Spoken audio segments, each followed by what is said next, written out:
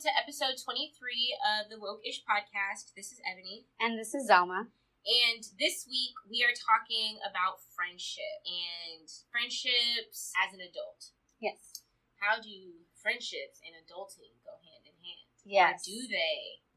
Yeah, how to handle different types of friends. Yeah. So last week we did kind of a more serious topic with the midterm elections. So we kind of wanted to mix it up a little. Like we've mentioned in previous episodes, we want to give you guys not only like heavy topics, but also lighter topics that are still applicable to your life so that you can not only get to know us, but also, talk amongst each other and find new topics that might be helpful. Yeah. Okay, so first we will start out with our shout-out segment. And so first on the docket is shout out to California and the governor. So Governor Brown signed a bill to legalize street vending in California. If you are from California or have spent, a good deal of time in California, you know that street vending in Los Angeles is a really big part of the culture. And so now they finally legalized it. I had no idea that it was illegal, but cool. So Senator Ricardo Lara authored the bill. The bill decriminalized selling goods and foods on sidewalks and parks. Vendors will be cleared of pending citations and retroactively relieved of previous convictions. The law goes into effect January 1st. So for all y'all that love your bags of fruit with your tajin on the side or sprinkled on the fruit with lime like me, or your street elote, like you will be able to get that without any hesitation or concern for, the street vendor getting in trouble.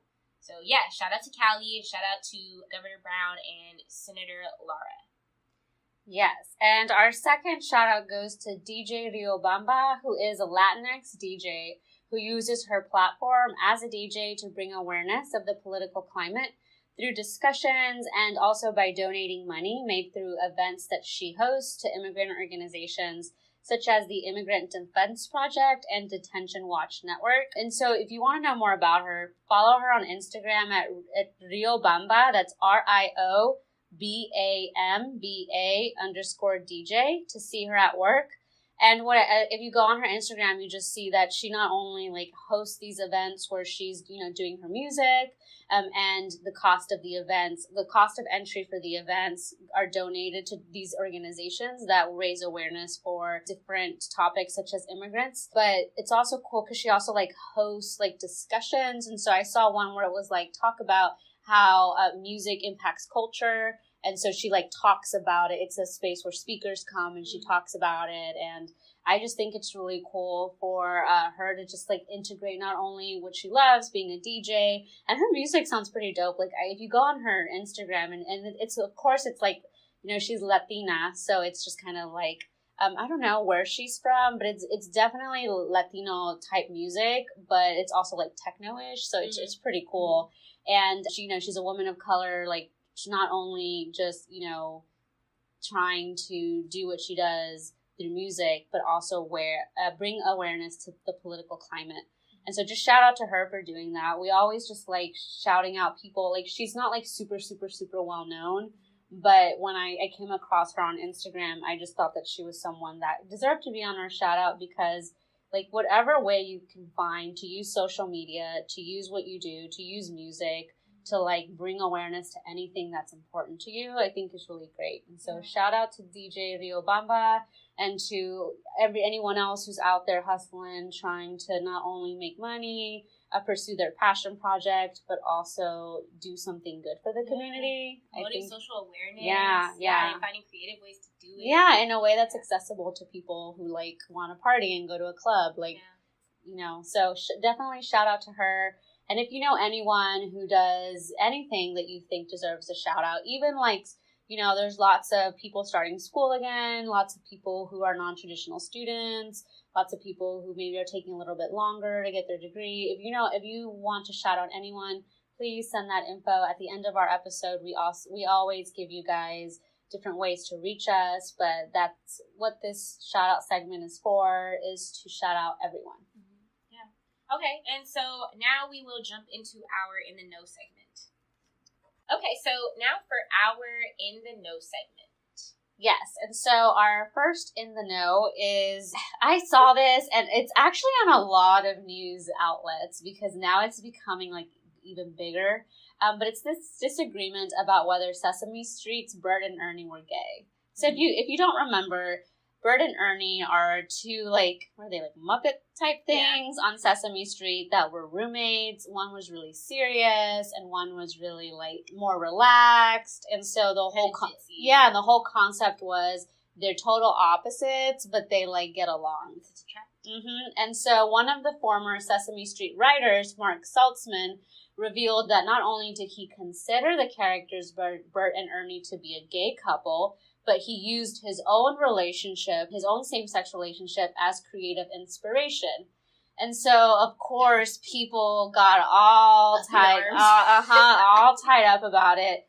And so the organization later stepped in and released a statement that said that Bert and Ernie are just friends. And so this is part of the statement that they released. It says, "As we have always said, Bert and Ernie are best friends. They were created to teach preschoolers that people can be good friends with those who are very different from themselves, even though they identified as male characters and possess many human traits and characteristics.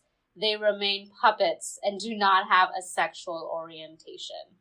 And so a lot of people were kind of like, why does it even matter if they're gay? Why does it matter that people care if it's gay? Why is this even a thing?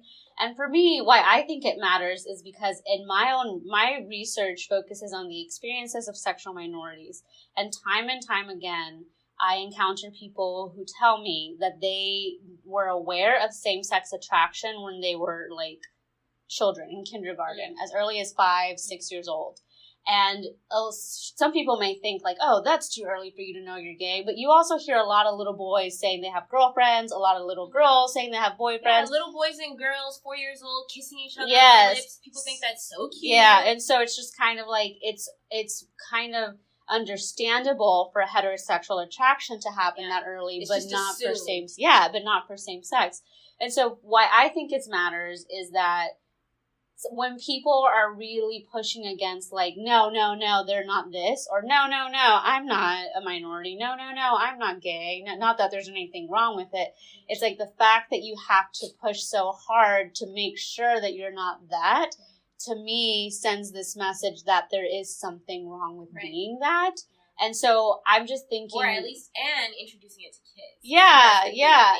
And so I think that, Sesame Street, they just did their first, like, autistic Muppet that it teaches children that having autism is okay. I know they also have Muppets that have, like, different types of, there's, like, a Spanish version of this, too, and kind of there was one of the Muppets, like, didn't have a dad.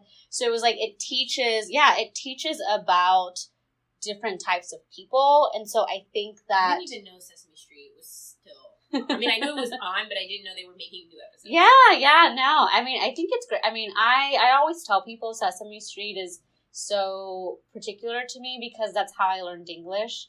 My mom didn't speak English, and all we had was TV, and of course we didn't have cable, so there was only like 4 channels we could watch.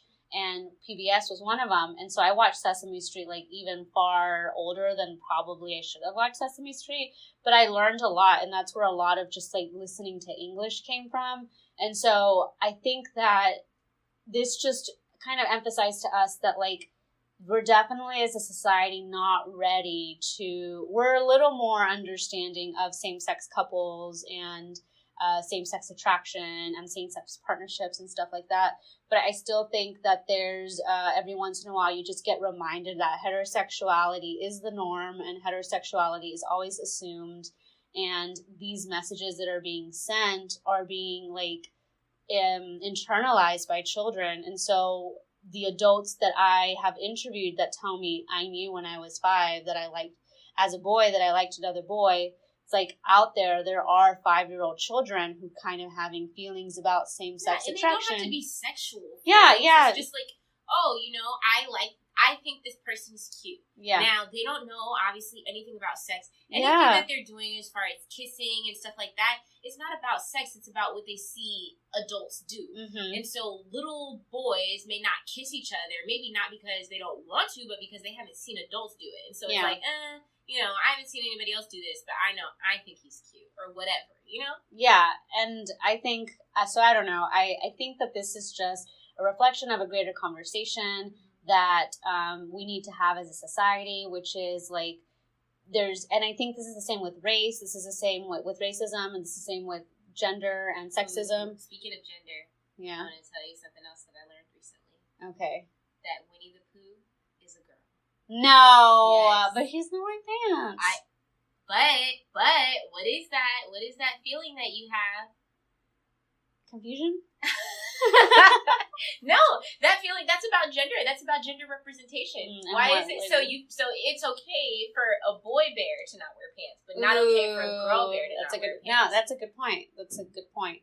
I'm trying to be like, and then I was also telling my partner about this, right? And he was very like, oh my god. And he said, no, it can't be a girl because Winnie the Pooh had a girlfriend. I don't remember this girlfriend. What? But that's also homophobia because why can't Winnie the Pooh as a girl have a girlfriend? I don't think Winnie the Pooh had a girlfriend. I don't remember Winnie the Pooh had a girlfriend. I mean, I think that's like a perfect example of like it not fitting with. And so people, and I think this is great to relation to Bert and Ernie, and it's like, if your whole thing isn't like, but that's not what gay people look like, or that's not what gay people are, or that's not what gay people do, then it's just kind of like, you have this stereotype of what it means to be gay, just like we have a stereotype of what Winnie the Pooh means to be what it means to be a boy, what it means to be a girl. And so that's interesting. I didn't know that. I hadn't encountered that. One of my friends told me recently, and I was like, oh, what? But she said that she'd heard it from a reputable source. I don't know what that is.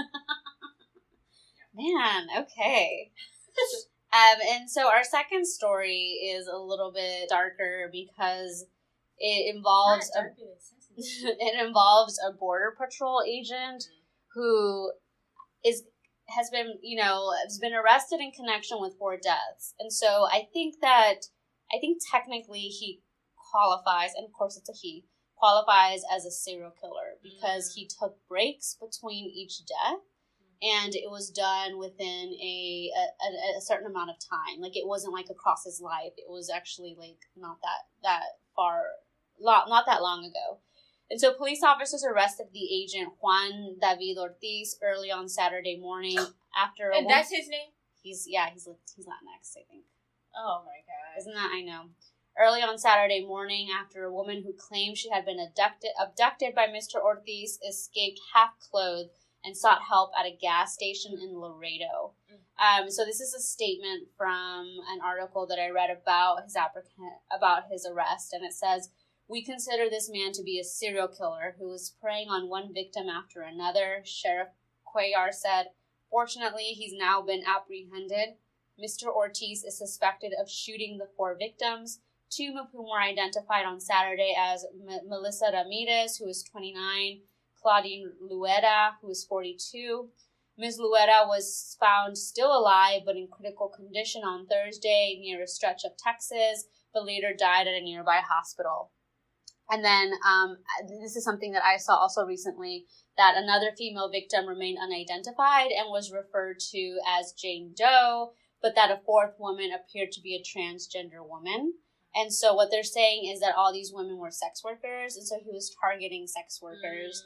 And I think that what's really scary about this, one, isn't that this is just a serial killer on the loose, but that it was a serial killer who was a border patrol agent. And so when law enforcement are the people that are committing crimes, it makes it that much more, to me, like, scary, because they just have already so much authority. And so I'm just imagining, like, he was probably able to use his authority as a border patrol agent to be able to apprehend them. Yeah, or to even say like, oh, I have to talk to you. I'm with the Border Patrol, and so it just makes me really sad for all these women that were targeted. It makes me really sad for their families. It also makes me sad that I don't think this got as much attention in the media because they were sex workers, and I don't think that sometimes sex workers are viewed as like deserving of of compassion. But they also the media probably also doesn't want to represent Border Patrol as criminals. Definitely,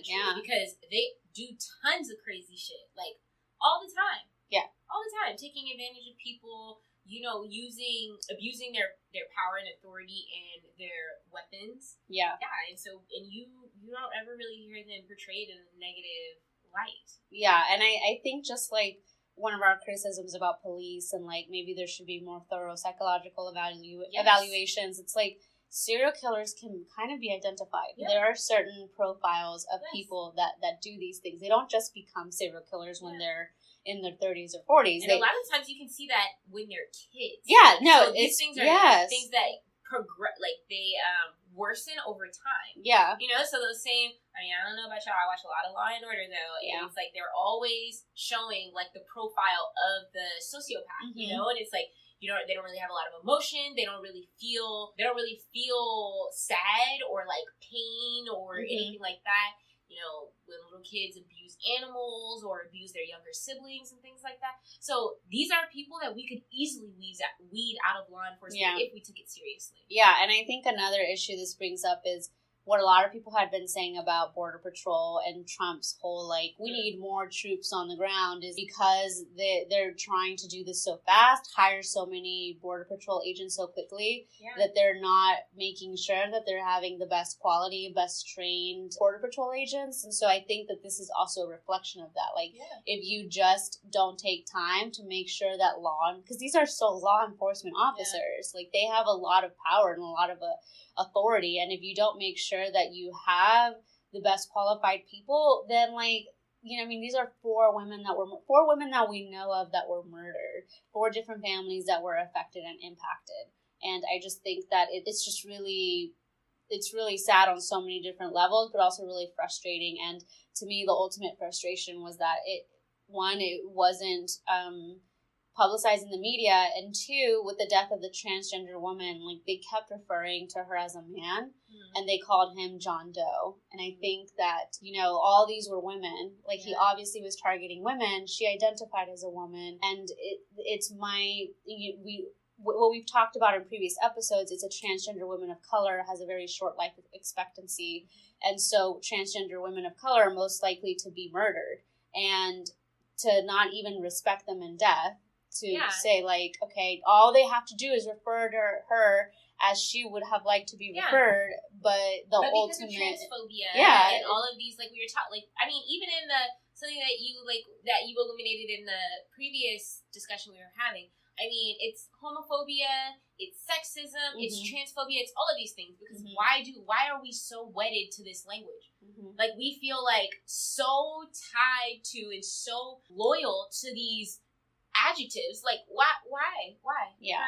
For what? Or not adjectives. What are they called? Pronouns. Yes.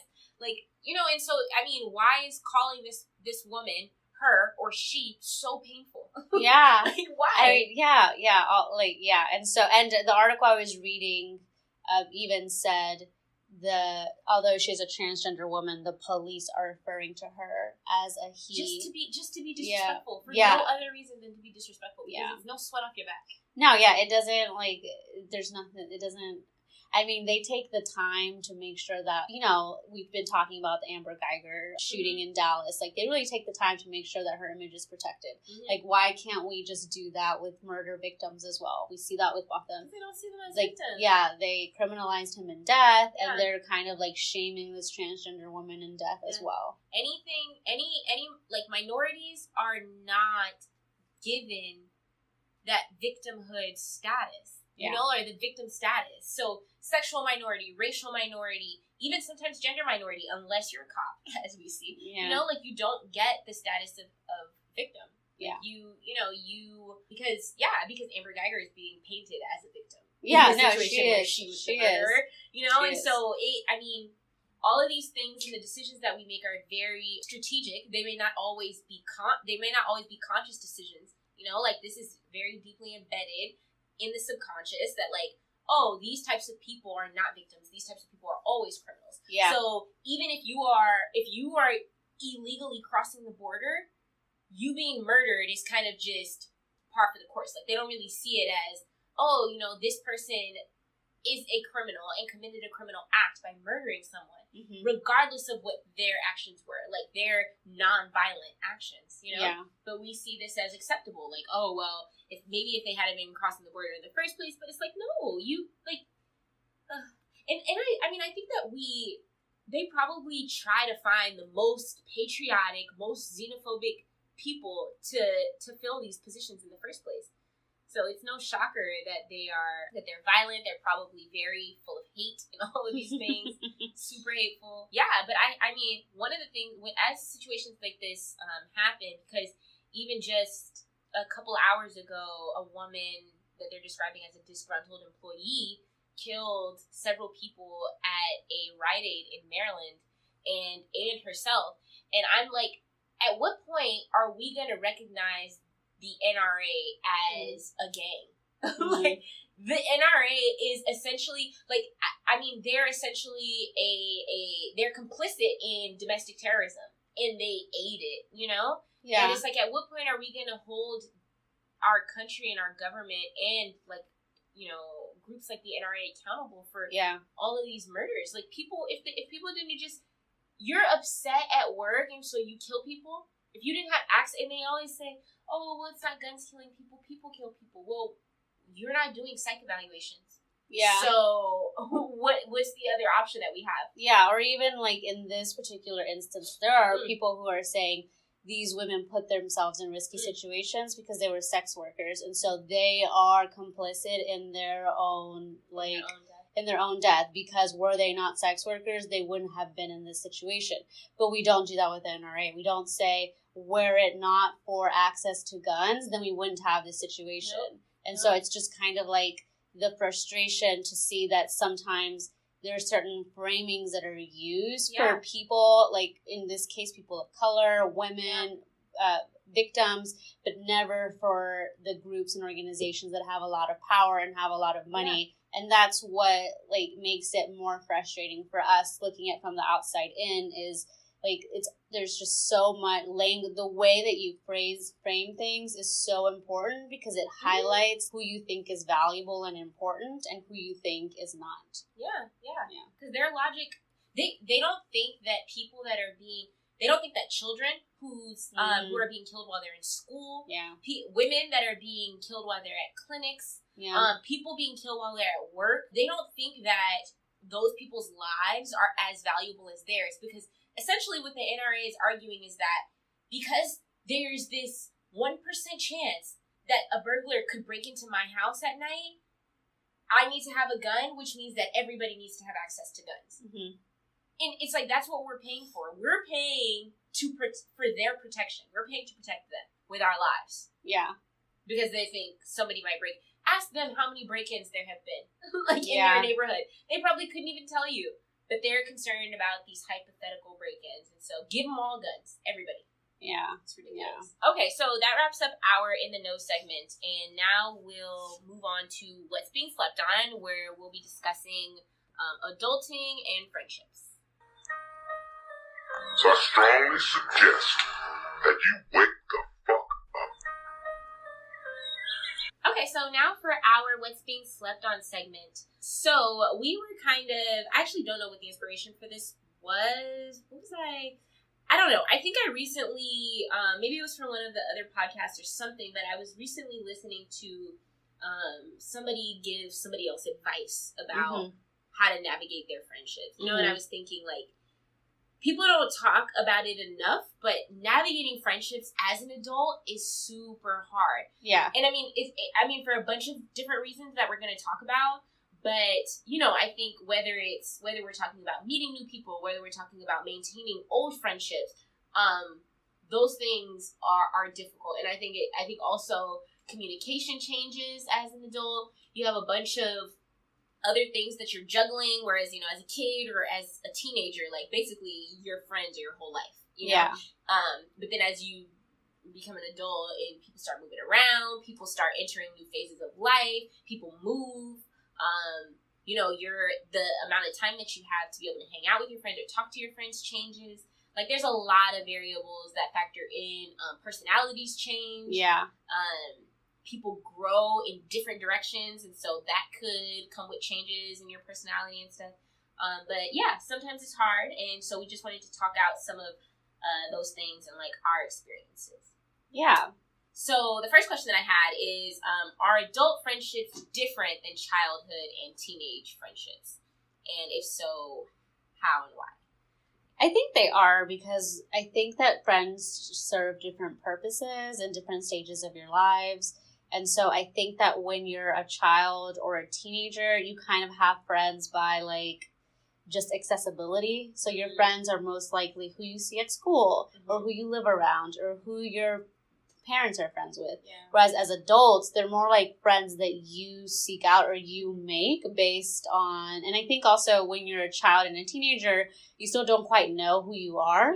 And so by the time you're an adult, you kind of know what your goals are, what your ambitions are, what your pet peeves are, what you like. And so you seek out people who are like that. And so that's how I think that they're different. I think they change once we live on our own, once we have more life experience, once we grow up, once we graduate high school, once we graduate college, once we kind of know who we are. But I think that that also makes adult friendships more difficult because there's more, like, you have to do more work to maintain those friendships as opposed to childhood friends where you just assume you'll be friends because you've always been friends. Yeah. And I think, too, as a kid, like, you can make friends and based on, like, one common interest. Like, oh my gosh, like, we both like Harry Potter, so now we're best friends. You know? Or, like, we both like basketball, so now we're BFFs. You know? Or we sit next to each other, so now we're friends. Or, oh my god, we have the same color pen. Like, our favorite color is pink. You know, so I think that like, what friendships are based in and how they develop changes, too. And so, when do you think they change, or, like, what changes them? I think when you change. And so I think it happens at different rates. I mean, I have different friends where we kind of grew up at different stages, and me, like, being in grad school made me grow up in a different rate than my friends who, you know, didn't, or who went to get a job, or who took a year off. And I also think, like, you know, me living on my own I lived on my own a lot earlier than my friends. And so that made me grow up in a different way than my friends did. And I entered into a serious relationship before my friends did. You know, now I'm having a baby before my friends do. And so I think that it changes when you change. And you change whenever you hit different, like, milestones. Also, the way that your friends treat you during those changes. So you change and you do different things. And then it's like, if your friends are understanding of that or open to it, then friendships can progress, you know. But otherwise, like, it's difficult. The way that your friends perceive you and receive these changes, in addition to you changing, also, you know, can affect the friendship. I agree. And so, what do you think makes adult friendships, or do you think that adult friendships are difficult? I think they're more difficult to maintain because we just get more caught up in our own, like, lives. So, like, when you're a child or when you're a teenager, you, like, mostly have time to do things with your friends. But as adults, you have to work, and then you have a partner, and then you have, like, family obligations, and then you have, like, financial obligations. And so I feel like maintaining friendships is more difficult as adults because as you get older, it seems like there's less and less similar overlapping free time. And so maybe when I'm free, my friend isn't free. And so what I found personally is that for my friendship circle is, like, it takes so much to plan something because so many people have such different schedules, and I think that adds to it. Yeah, I agree. And I mean, a lot of my friends are for the most part, like, my friends are in California, right? So it's like, if I am gonna, so one, I'm not seeing them often because we live in 2 different states. And then also our schedules are very different because I'm in school and they're working. So they're like off at a certain time and then they're done. Yeah. Whereas I am like doing homework and stuff like that. Yeah.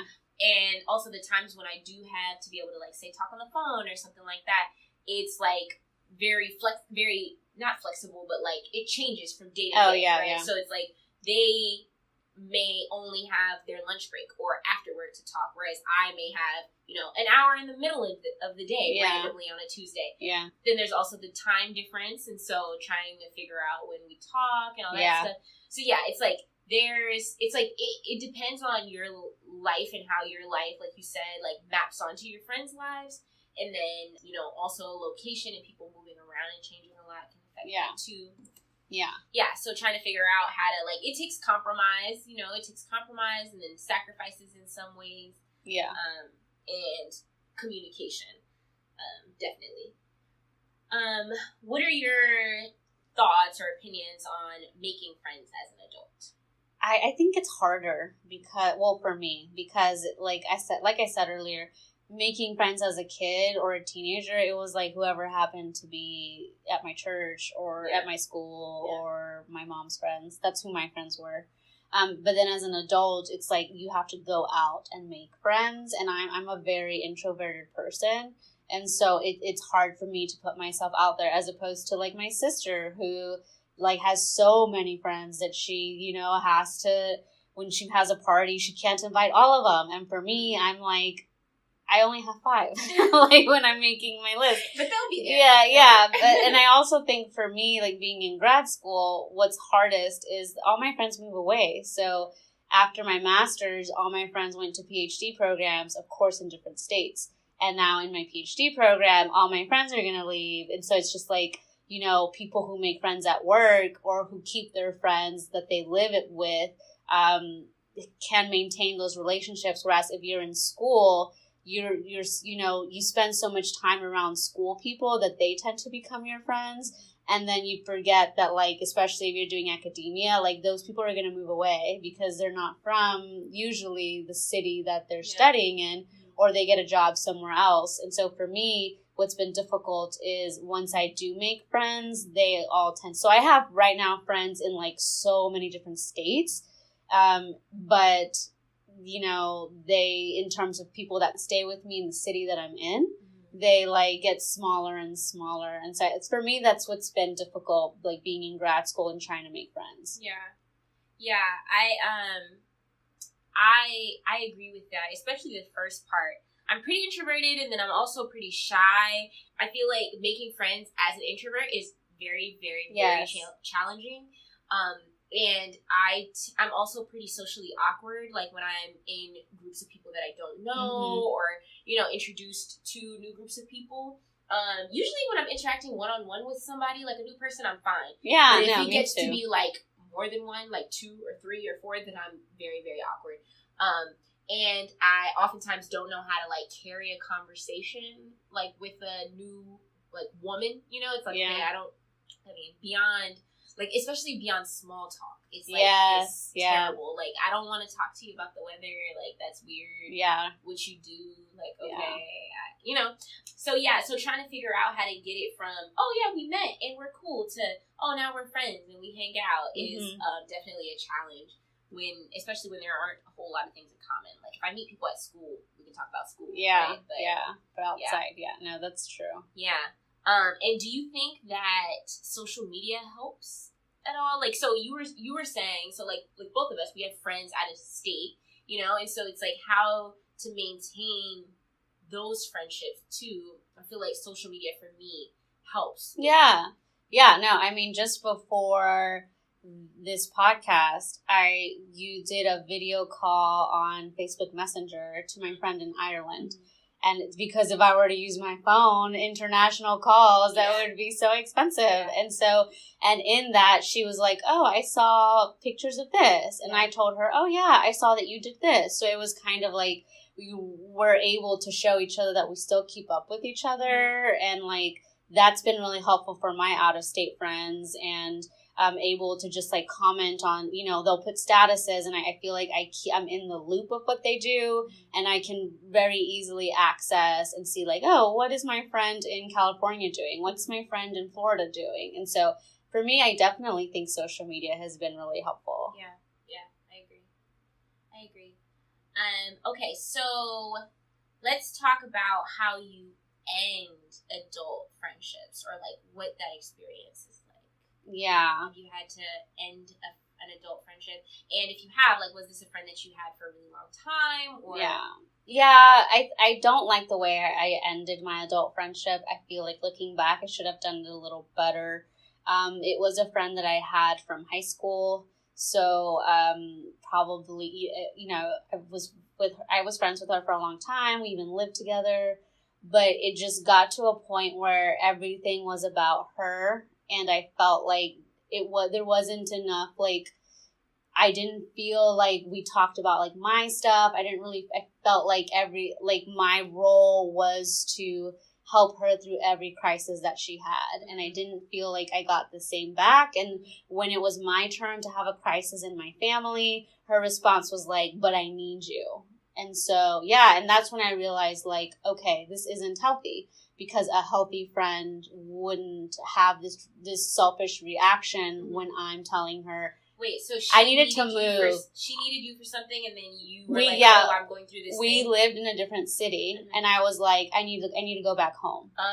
So I need to move out. I'm going to quit my job. I'm not going to live here in the city anymore. I'm really sorry, but, like, I just need to move, like, this week. Like, because my brother had a car accident, and at that point, they told us that they didn't know how well he was going to recover. And she had been going through a breakup, and so she was just kind of like, yeah, and she was just kind of like, I really need you. Like, I you know, please, like, don't leave. Wait, so your brother got into a car accident, but I need you to help me through this breakup. Yes. And I mean, I feel like all along people had told me, like, it's not a two-way friendship, but it wasn't until that moment where I felt like, okay, it's a break for me. I can physically leave and say, okay, like, this is a good time to end the friendship, because if we were still in the same city, it would have been really hard to be like, I'm not going to be friends with you anymore, even though I still have to see you and we have the same network of friends. Yeah. And so for me, I just, like, moved out one day and, like, that was it. Didn't speak to her again, like, you know, blocked her on social media, on my phone, and if I could go back, I would have had a discussion with her and been like, you know, if you can't get over this and be there for me, then, and you know, stay friends long distance, knowing that I need to leave, then we can't be friends. And so looking back, that's how I would have ended it. But I definitely feel like, you know, when a friendship isn't healthy, and your other friends will also tell you. I mean, let me see, friendships that I've ended. I mean, I think that as an adult, so in college I used to be very, like, I had to end friendships in college, right? And I was very explicit about them, I think. Like, kind of like, well, no, not always, actually. So I think that there were, like, 2 friendships in college that kind of ended. And it was like, well, like you're saying, like, there are, like, little hints throughout the friendship, and maybe other people can see it, that, like, this ain't really, you know, y'all don't feel the same way about your friendship. Yeah. But then there will be, like, one event where it's like, okay, yeah, this is, you know, we got to let this go. And I've had other friendships where we have had rough patches, and then we eventually kind of get over it. And I think that those are it's a little bit more difficult, I feel like, in my experience, to come back from that. From, like, we still want to be friends, we still love each other and all that, but right now, it's just not our season. You know, you kind of let maybe, like, a year go by, and then you kind of slowly start picking it back up. I've had some of those. And I think that ultimately what is probably most difficult is, like, communicating in an adult friendship, because I think that I know that I'm pretty sensitive, right? And I think that most of my friends are pretty sensitive too. And so trying to figure out, you know, how to say, hey, you did this thing and I didn't like it, without them feeling like, oh my God, the world is ending, like, she doesn't want to be friends anymore. And it's like, no, I still want to be friends. I just want that thing to not happen anymore. I think is hard, you know, and also trying to show that there's two sides to an issue or to a story. Like, two people can disagree, but we can both feel a way about it, that like a different way about it. Like, I can feel like, you know, my friend is guilty of doing this. My friend can feel like I'm guilty of doing that or doing something else, and then trying to figure out how to communicate about that and, you know, say it without, you know, just completely crushing your friend is also a difficult thing, I think. Yeah. But yeah, So, okay, so how do you know when a friendship is unhealthy? I think for me, part of it was people telling me, and the other part was like, I really, when my particular friend was like, you know, I'm sad, you know, I'm sorry for your brother, but I really need you. It was just kind of like a realization of, you don't really care. And in that point, it was just kind of like, this was so important to me that I realized, like, the reaction I got from other friends who were like, oh, we're going to miss you. Let's throw you a surprise. You know, let's throw you a party to leave, and we'll stay in touch, and like, let me know what happens, as opposed to hers, who was like, you know, what about me, was like, oh, well, this is what a normal reaction is, and this is what is not healthy. And so for me, it was looking around and seeing, how are you treating me compared to how other people are treating me? And that really helped, because if it was just her, I would think, oh, well, maybe I'm asked, you know, maybe it's just me. Because that's the type of person I am, where I'm just like, maybe it's me. Maybe, you know, I'm kind of a pushover. But having other friendships be like, that's insane that's happening, really helped me. So I think that what helps is when you have multiple friendships, like, your friends will look out for you. Yeah, I think I'm really bad at this. I'm really bad at telling when something is unhealthy, and I think it's because I have my friendships vary, you know, so not necessarily in terms of closeness, but the way that we communicate with one another. So, for instance, like, I think I was telling you before that in a lot of my friendships, I'm the listener, right? And my friends are mostly sharers or like talkers, which I don't have a problem with. But I have talked to other people that feel like that's kind of a deal breaker. Like, if I am always listening and you're always sharing and I never really get to talk about myself, then that's a problem. I wouldn't see that as unhealthy, just because that's my position and I'm comfortable with my position, you know? But I've also had friends tell me that they don't like that I'm not a sharer. But it's like, well, if I'm not the dominant personality in the relationship, right, and the other person is reaching out to me to share, I'm not going to be like, oh no, listen to me now. You know? So so it's kind of hard to tell. I guess you just have to go based on your feeling. Like, if you feel like if something is bothering you, then that's fair. You know, because your feelings are valid. And so if you're, regardless of, because I often find myself being like, okay, well, would my friend have a problem if I did this to them? Yes, you know, and helpful. I think that that's also a good measure, because I have other friends who would not care if I did it to them. So I'm not gonna, essentially what I'm saying is, like, I don't use the same measuring stick for all of my friendships. I assess their personality, who they are, what kind of friend they are to me, and what kind of friend I am to them, and then determine based on that, like, okay, is this unhealthy, you know, or are they treating me in a way that they would not like me to treat them? And assess based on those answers, but definitely different for each of my friends. Okay, so now for our last question. So, how do you keep friends when you're all going in different directions, you know, like, so maybe career-wise, financially, or just life-wise, like if people are getting married, having babies, all different, getting new jobs, moving to a different state. Some friends are broker than others. Like, how do you kind of maintain your friendships with all of those different changes and moving parts? Yeah, no, for me, it's just kind of like forcing yourself you have to make time for your friends, because there were periods where, you know, I was in a partnership and then it was like, oh, I have my friend, like the person you do everything with, so I don't really need my friends. And then I found, like, through breakups or through really hard times, it's like, oh, like for me, like you really don't realize how much you need your friends until you and your partner fight. And then you're like, oh shit, I really need my friends because I can't just rely on this one person or on his friends or on my family. Like, I need my own friends. Or like when you have to like plan like a baby shower or a wedding and then you're like, oh shit, my list is 3 people. What happened? And you're like, oh, I lost ties with my friend. So I think like social media really helps for you if you're having long distance friendships. Like, don't lose your friends because they move. Like, keep those that are valuable. Make time every week, at least for a text. Like, every once in a while say, how are you? Like, how are you doing? Yeah.